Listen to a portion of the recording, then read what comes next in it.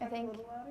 So I think this one time when I was a kid, I was being followed by an evil spirit. God. Yeah, I know, it's scary.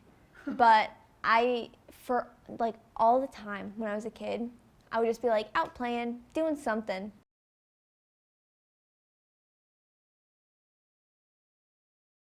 I would be inside doing work or like outside gardening or something, and then I'd hear her call my name. And I'd be like, Mom, leave me alone. And then I would go up to her and be like, what? And she would say, excuse me? And I would say, Mom, you've been calling my name, like, over and over again. And she says, no, I haven't. And I'd be like, you're wrong. And this would happen so often that I eventually just started ignoring it. The little voices in my head calling my name. It just sounded like they were off in the distance, but it always sounded like my mom.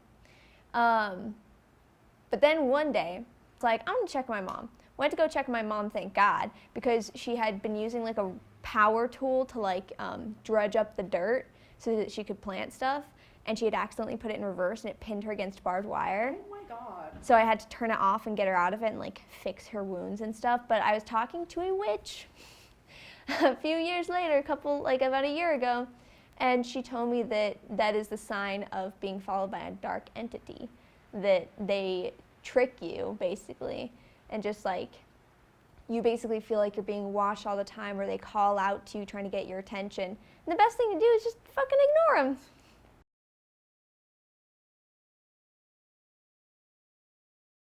Incarnate. The worst combination. Yeah. You are on camera now. It's just.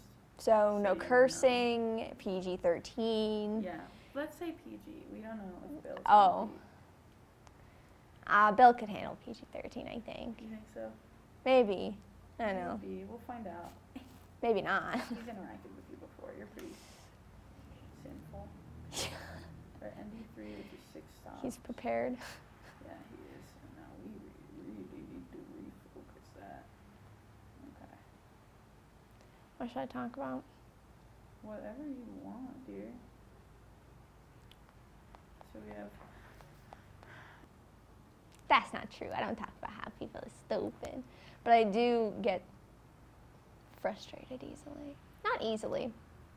I think I get reasonably frustrated with people's inability to understand basic tasks or respect the fact that I'm the producer. Yeah. You know, like sometimes if I ask you to do something, how about you just do it? How about you don't undermine me? Have you maybe thought about that? I think that would be interesting if people in the film industry didn't undermine a person's position simply because they're a woman. I you know, when I was a kiddo and I was like, yeah, I want to do film. I was like, growing up, this is the perfect time to be a woman getting into the film industry because there's so much change and it's going to be so much better for me.